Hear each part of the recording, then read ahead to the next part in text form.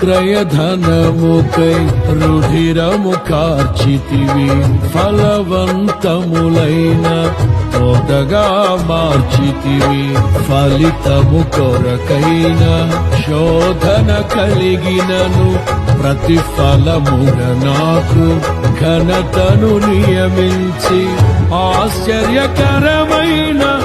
ఆదరణ కలిగిల్చి అన్ని వేళలయందు